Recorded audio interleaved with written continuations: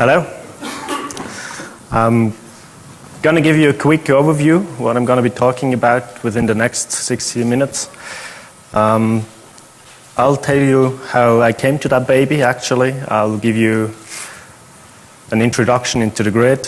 Then we'll dive into the wireless M-bus protocol. So that's going to be a bit maybe boring, but I'll show a demo afterwards, so it's worthwhile staying here. Okay, let's go. In summer 2011, I was involved into a program of the Federal Institute of Energy in Switzerland, and I got attention of the wireless M-bus protocol. Then I had to write the master thesis, so I decided to go for the wireless M-bus protocol because I felt it might be not that adequate as it should be. So then in Christmas 2012, the German Federal Institute of Information Security published a report on exactly that protocol, independently of my research. And it got mentioned at the CCC, so the Chaos Computer Congress in Hamburg as well, as inadequate.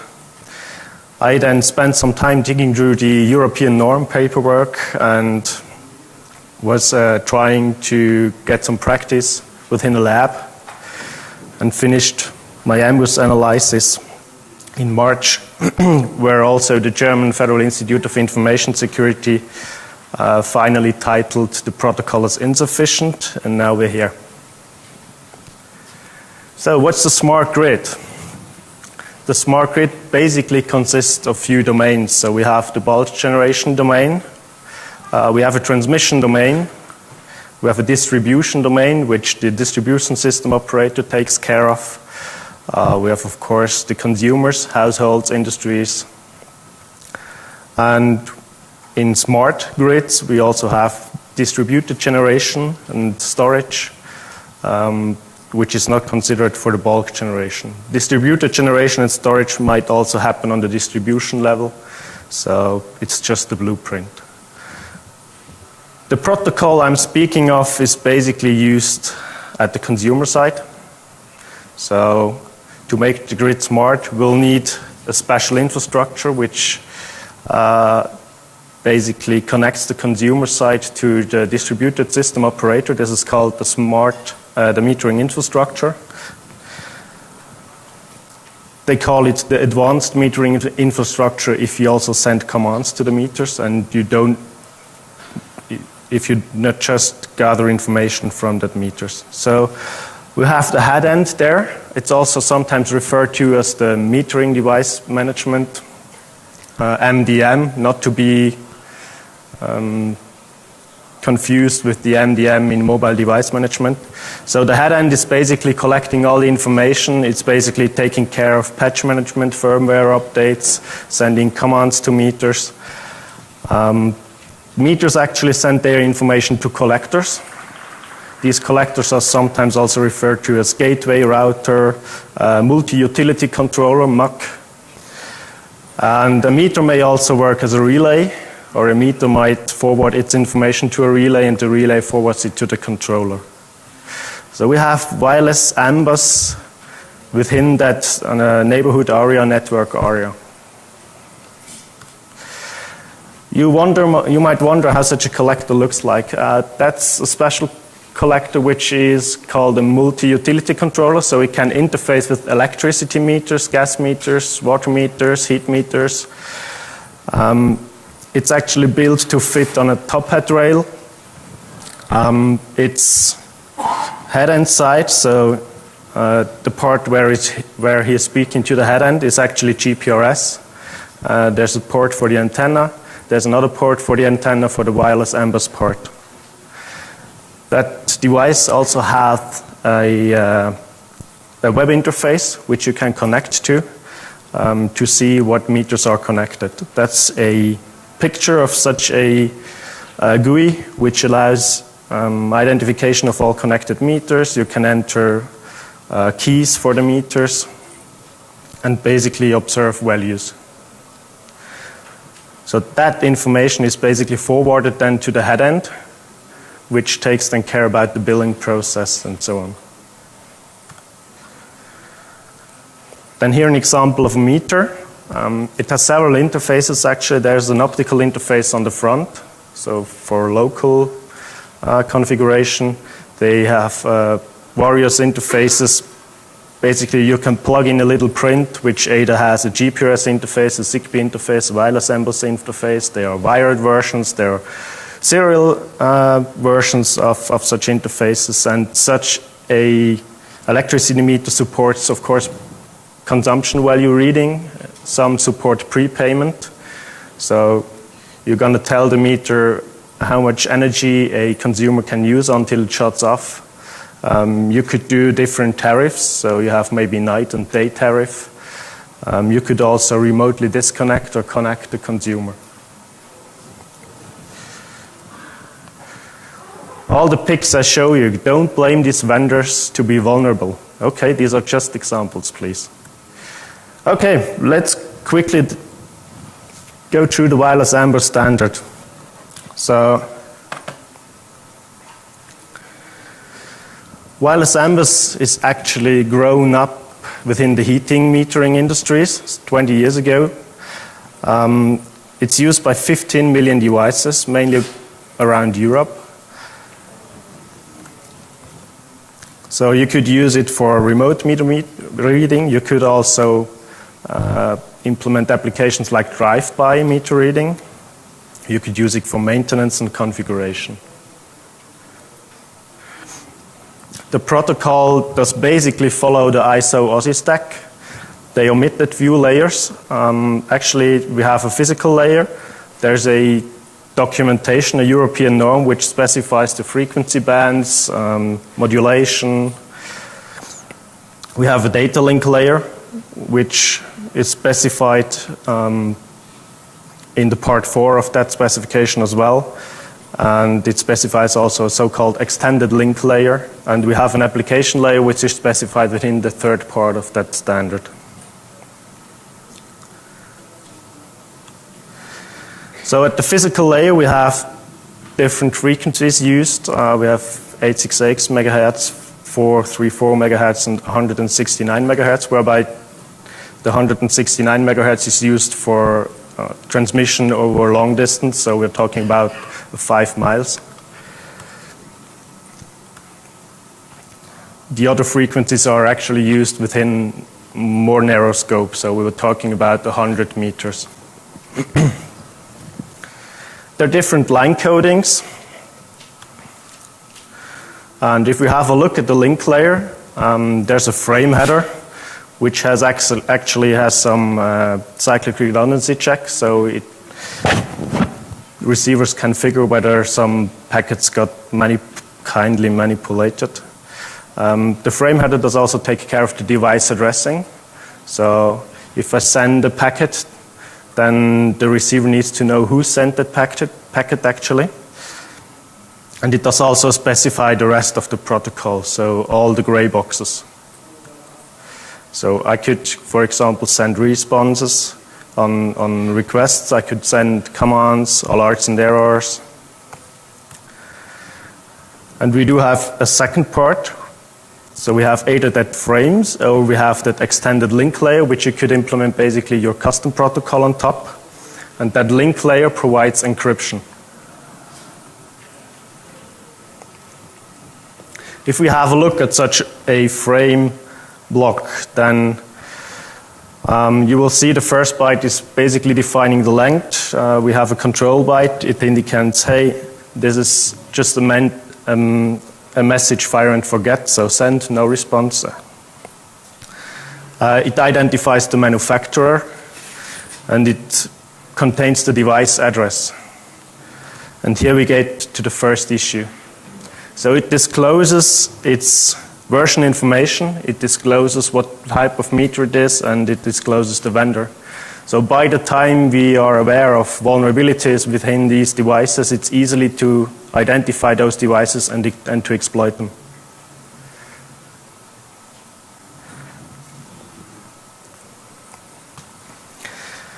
Let's go to the next part of the protocol. We have the data headers. There are different headers, 3 actually. There's no header, a short header which indicates access numbers. So access numbers are used to tell different packets apart. So I send them the first message has access number 0, the second message has access number 1, and so on.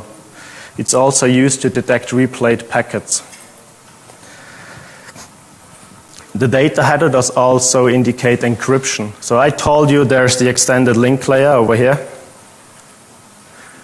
That part could provide encryption, or we have encryption on the application layer, which is signaled within the data header.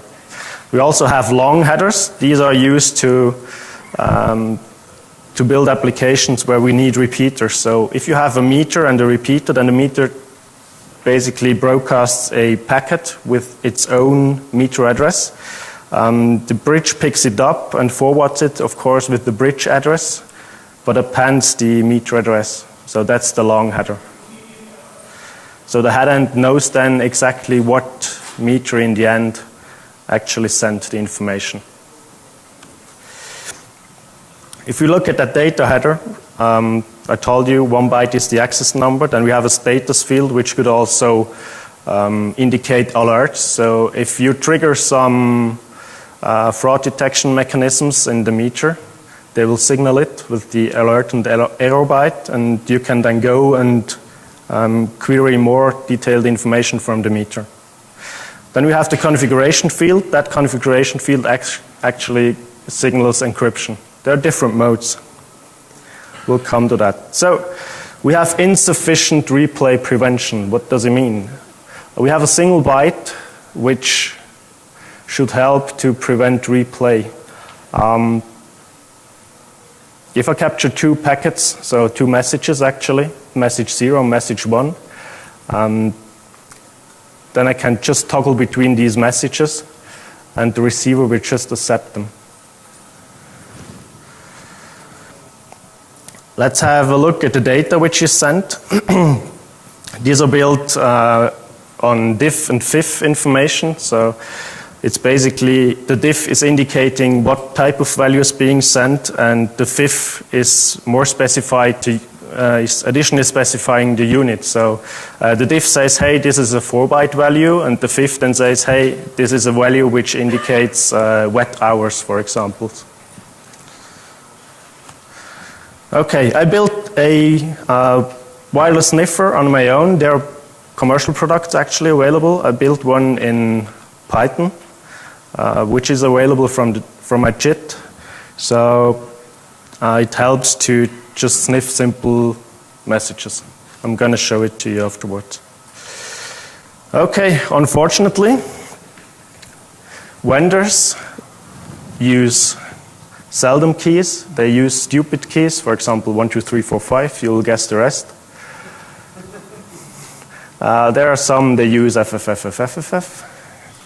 And they have also proposed within the European norm to have at least 8 bytes different for each device. So we have a 16 bytes key, and they propose to have 8 bytes different. So the remaining 8 bytes will probably be the same. I know about vendors which use the same key for all their devices. Thousands and thousands of devices, the same key. What's the reason for that? They have a little handheld device which they use to manage those devices. And these are already rolled out, sold to the customer. And they're thinking that if they have a single key, it's easier to manage because they can just distribute that single key to those handhelds. Okay. Then I had a closer look to the protocol. We have different encryption modes actually. So there's DES, but there is AES 128 as well for the application layer encryption, and there is AES 128 for the extended link layer as well. So we have 2 bad modes actually, so I'm not going to use DES anymore. Then I thought, okay, let's have a look at the remaining 3 encryption algorithms. So are we safe with AES? AES is actually applied in CBC mode. CBC mode takes an IV, and that IV in that protocol is specified as to be 0. So, which means when we do some calculation, which means if I send a consumption value once, and in the second message the same consumption value, then the decrypted packet will not change. So same plain text inputs will result in same ciphertext outputs. So what we could do with it is detect zero consumption. So we could detect whether someone is using energy or not. We know exactly when to rob the house and when not. Okay? They proposed actually to use a little date-time type to prevent that, but the date-time type granularity is minutes. Okay? And these devices are configured to send their messages within seconds, maybe 10 seconds, 20 seconds, 30 seconds. So that's sufficient to detect zero consumption, because over that minute, the packet ciphertext will not change. So you're still able to detect it. There are actually other types, type E and Y, which could be used for that purpose because they provide seconds actually. But nobody's using it. Good, then I thought, how about mode 5? It's a non-zero IV. So the IV is actually constructed from the frame header. So it's known information. So they take the manufacturer, the address of the device, and the access, so the message number, to create an IV. I then thought, okay, let's have a closer look at it. What could we do? We could still detect zero consumption. Why? If that device, I have a little example over here, it's just a simulator. It just sends meter values in a defined time. And it's configured to send its message every few seconds. Then you have to wait for 255 packets, and then you know whether energy was consumed or not, because it will be then the same IV, because the IV is constructed from the initial vector, the manufacturer, the address, and the access number. And the access number basically rolls over after 255. So be a bit patient and you will get to your maybe a nicer clock or whatever. Okay, then I thought let's have a look at the encryption mode 1 of the extended link layer. That's actually not CBC, it's counter mode. So counter mode means you take a number as an IV and then you just increment it over time, and you're going to encrypt it and XOR it with the plain text. If we have key stream repetition within a stream cipher, and counter mode is basically a stream cipher construction out of a block cipher. If we have that construct, then you should really avoid key stream repetition, because it allows you basically to recover some plain text. So you have two ciphertexts, you take them and you basically XOR them together, and you will get then a product which is equal to the XOR of the two plain texts. Okay? So let's say a meter is sending two consumption values. Once it's 341,000 watt hours, and once is sending 341 and 12 watt hours. The difference of that is actually 12, so it's 1 C in hex. So that difference is the same difference as you observe if you XOR the two ciphertexts you actually see. So you have the two ciphertexts which differ in 1 C at that point. What you then do is basically guess for possible values. So you guess for the possible highest difference and guess for the possible lowest difference. And you then get the highest difference is 28 and the lowest difference is 4.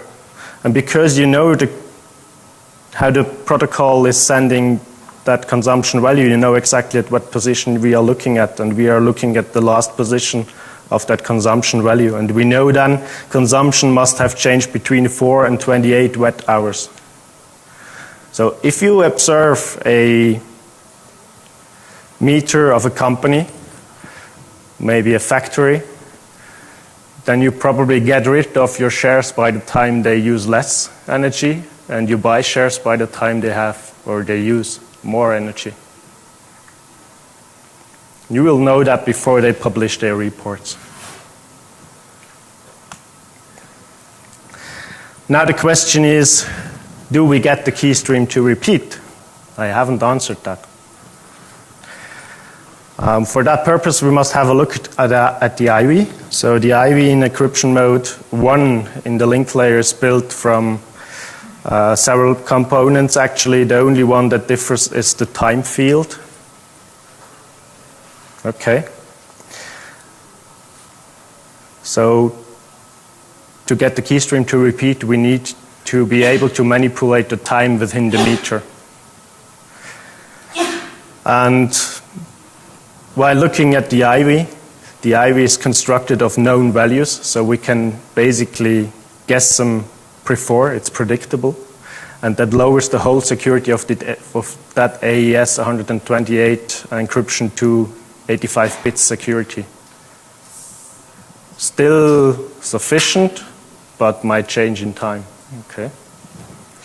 So let's see whether we can manipulate the time. For that purpose, we need to have a look at the other protocol parts. There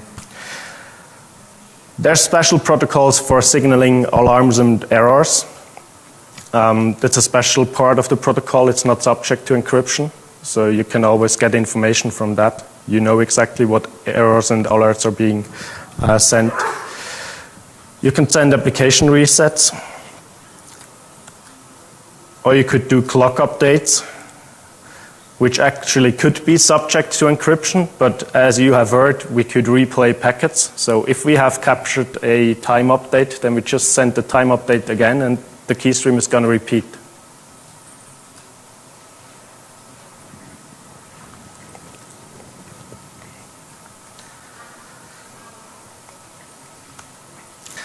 So, do we have some issues with message integrity? Because we saw confidentiality is totally broken. There are two mentioned actually on authentication within that standard, but it doesn't really propose a good way to do authentication, because the one thing that is proposed is totally broken, so nobody's actually using it. However, at the application layer, we do have CRCs, but that's it. There are no MACs, message authentication codes. A CRC could be manipulated easily. Yeah. There are actually signatures which are being proposed for encryption mode 5 and 6, but signatures are just proposed for the consumption value. So the idea is to have the consumption value signed, but actually no one is using it because law says if there will be a dispute, we're going to have a look at the display of the meter. That's it. So why should you then do an effort to implement consumption value signing? So there are no MACs, which means we can manipulate ciphertext and IVs.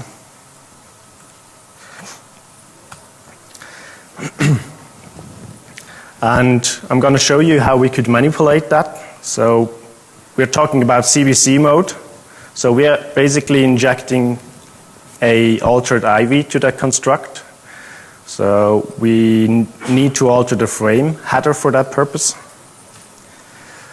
And if we have a look, what we could basically alter is if we would change the manufacturer ID or the device address of the frame, then the packet would not be received correctly by the collector, because the collector would not know what meter it actually sent. So we can't manipulate over there. We could try to manipulate the version and the type information. Some collectors use it to identify the meter. In that case, you can't manipulate there. Some don't. There you can. But this is pretty implementation dependent. And we do have the message number, which we can manipulate, but it actually destroys the trailing 2F. The 2F is the padding of the message. There are actually implementations which take care whether there is 2F at the end, and there are implementations which don't, because the structure of the data does basically tell the program how long the information is, and therefore there's no purpose to have a look what the remaining information, the 2F, is. So some take care of it, some don't. There's an interesting question. So if you have multiple meters using the same key, then you could manipulate actually part of the manufacturer ID and the device address. I would say normally you would have the same key on the same manufacturer devices, so you could only manipulate the device address, and you must then have exactly at that position you want to manipulate, there must be a meter which has the same address. So this is very unlikely, but it could be an option, a theoretical one. Okay, how could we manipulate that? So let's say we read a consumption value of 341 kilowatt hours from the meter. Let's calculate a fake consumption value for that. We take the plain text, the IV, and then we say, okay, we're going to manipulate the IV at that special position there. We flip bits to make it a 5 out of the 2, and this basically causes then during decryption that the consumption value will be less. So it will be 144.39 watt hours.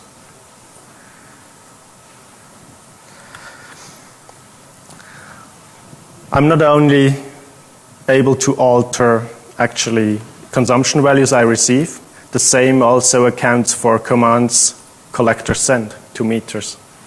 Exactly the same. So we do have another issue, there's partial encryption. So what does it mean? You can define a part of the protocol being encrypted. Let's say you're going to say, I have three blocks encrypted and the rest will be plain text. Now what you could do is just pick an encrypted packet and basically append your own plain text and alter the frame length, which is not encrypted as well. So let's say we have that value and it's encrypted, it looks like that. Then we just append our own value. So that's actually less consumption. Then it looks that way, and we have to alter the first byte, which indicates the frames grown, and send that to the collector. And actually some collectors accept that, some don't. And we found one which does. And I'm sure there are other ones which do as well. Okay. Let's have a look at the link layer. The link layer does also have no max in it. So it's just a cyclic redundancy check, but the cyclic redundancy check is encrypted, so it's hard to manipulate it. In that case, it's CC22. There's a tool, pretty cool one, Revenge, never heard of it before, but I stumbled over it, and you're able to calculate the cyclic redundancy check over wireless ambush packets, actually. And then I said, okay, let's have a look at the command. The command is 1 at the end. So let's turn on something. And what we would do is turn off something, okay?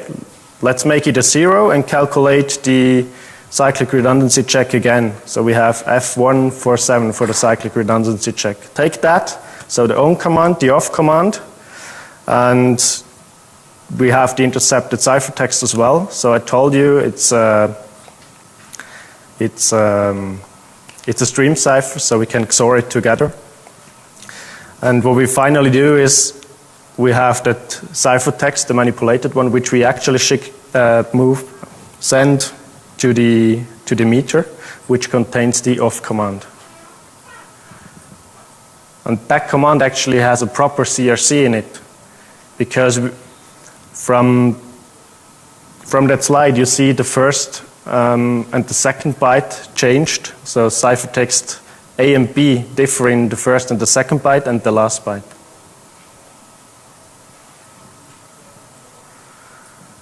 So we have a bit flipping issue here. For the special protocol parts, for commands, network management, precision timing, clock synchronization, there doesn't exist any Mac. Okay, let's get to the demo. I quickly explain the setup. I have a fake meter over here.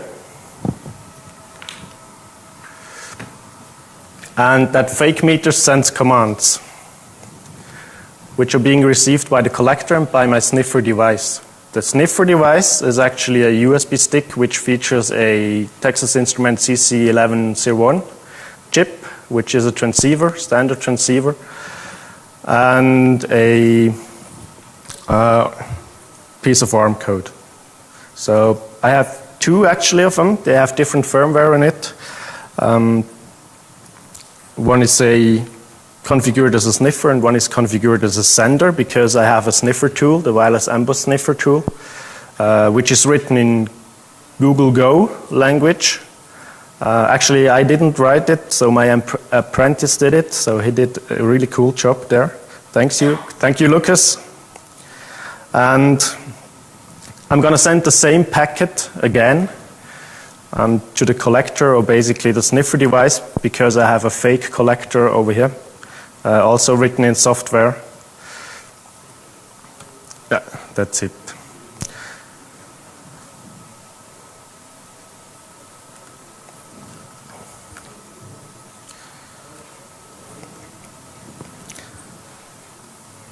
That tab is the sniffer.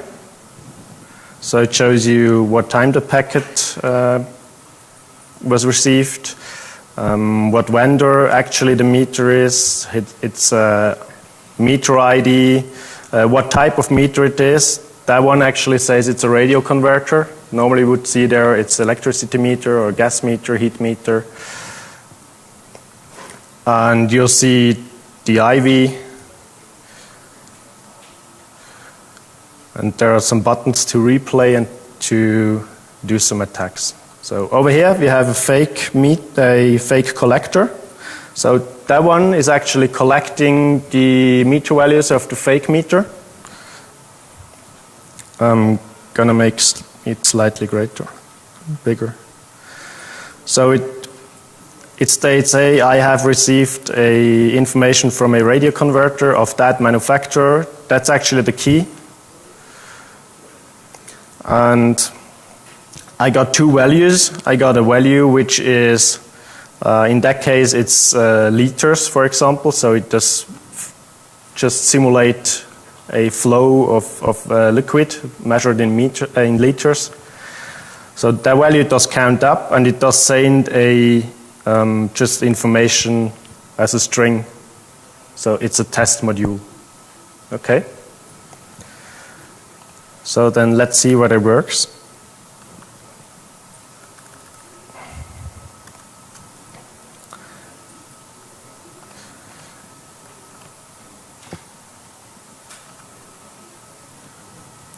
The tool is actually written with all nifty HTML5 features and WebSockets and all that stuff. Lucas is 18 years old. Isn't this great?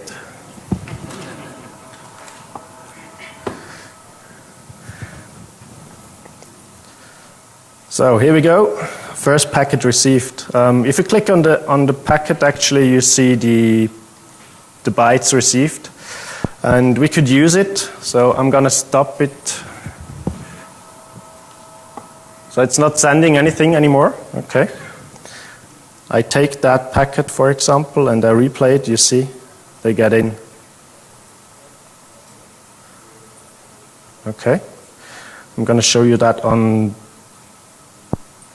the meter, on the collector. So we have received a value of 298.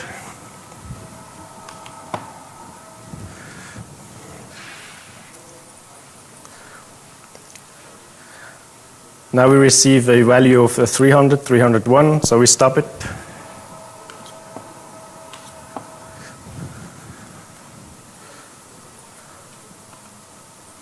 So it's a 301.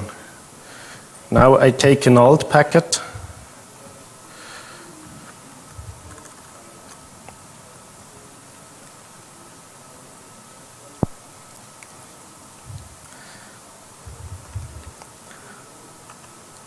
So that one.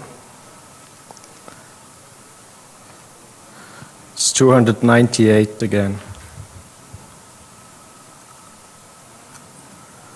So I basically replayed an old packet which made the collector cause assuming, oh, it's a lower value. Okay, so that's energy fraud.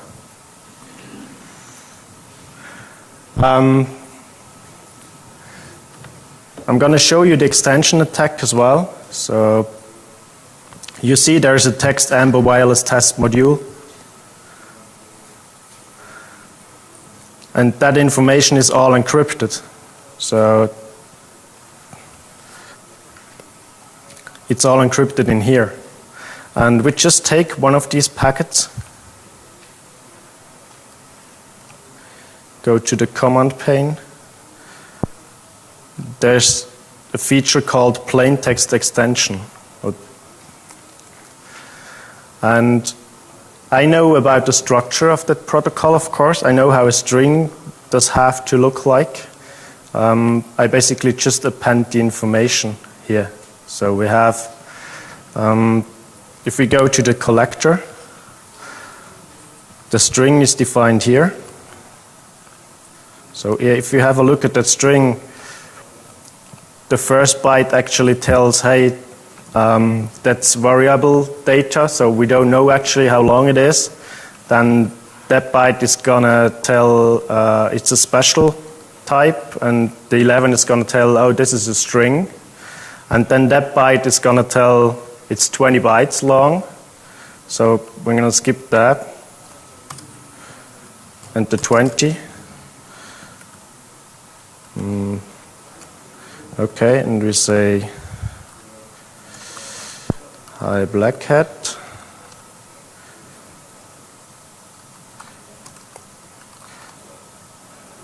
It's actually low byte order, so I have to reverse it, and I want to have the hex part, so let's go.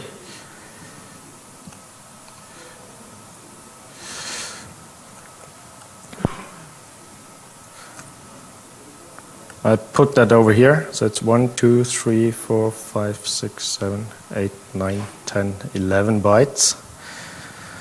Oh, is it B, right? Here we go, B. And then I would need to alter the first byte of the frame, you remember, but the tool does it on its own, so I don't have to care about that. Okay, I sent it.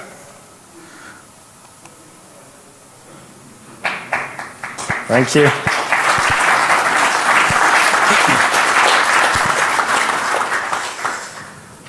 Yeah. There's more the tool can, so there's a ping pong mode. So it basically takes 2 frames and sends it, it changes message 1, message 2, message 1, message 2. There's repeated replay, so you can send a message 1,000 times, for example, or a single replay. The tool is also available from the JIT. Let's go back to the slides.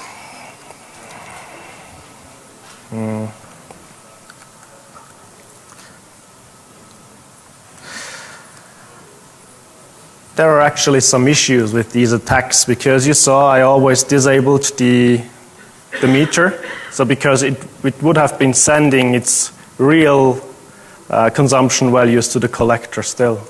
So you need to take account of that. So you somehow have to either shield the original meter, or you have to break it and then forward the information to the collector. Or what you could do as well is shield the meter and the receiver and then forward it. The advantage of that would be you can collect, for example, 100 meters within that shielded part, 100 packets within that shielded part. That's important because if you, for example in Switzerland, if you use or if you have changes in your consumption behavior more than a 20%, then your utility will figure it and they will roll a truck. Okay. So it would be good then to have maybe 100 packets and send them not in a short interval, but make the interval longer. So send them over days. then you steadily have some consumption still, but they're not going to figure there's something wrong. Okay? There's also another approach. So your meter is sending information, and you know exactly what the interval is. So it's a fixed interval. Every meter has a fixed interval within wireless ambers. So if you have a 10 seconds interval, then you will figure, okay, it's a 10 seconds. Then you will jam during that time and send your own packet. Jam, send packet. Make sure your sender device does not consume more energy than you're actually gaining. Huh? Okay. Good. How about the orchestrated BlackHat? I told you actually what I showed you is applicable to sending commands as well. So it's basically the same process. But we need to have maybe some devices nearby these houses to collect packets. So because we have maybe 100 meters of distance, or we have to war drive, then you get this information and you build a large sender somewhere in town, and you're going to send them. Okay. And it's going to be dark, so bring a flashlight. Okay, to sum it up, actually there's a company in Germany which is specializing in installations of wireless and wired ambers, and its company name brings it pretty much to the point.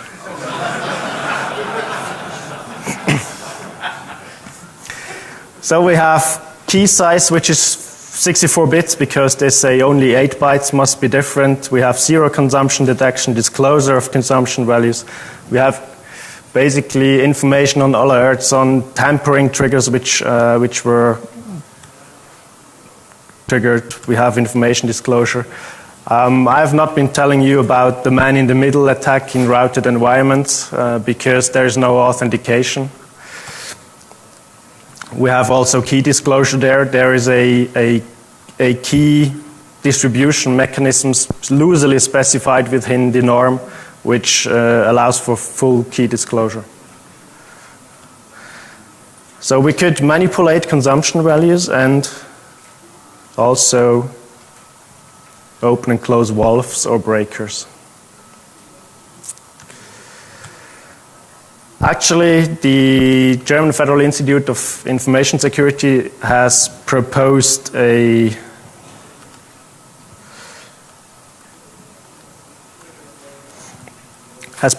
extension to the standard.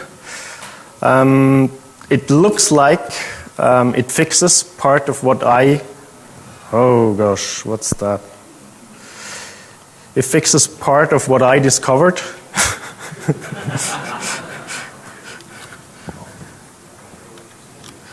I get rid of all the wireless, so. And they also propose implementing TLS 1.2 on the protocol, but for me it seems it's maybe hard to implement TLS for a heat meter, for example. We'll see how it develops. There's actually no public analysis so far, but they look pretty robust. Yeah, my battery pack is empty. Thank you very much.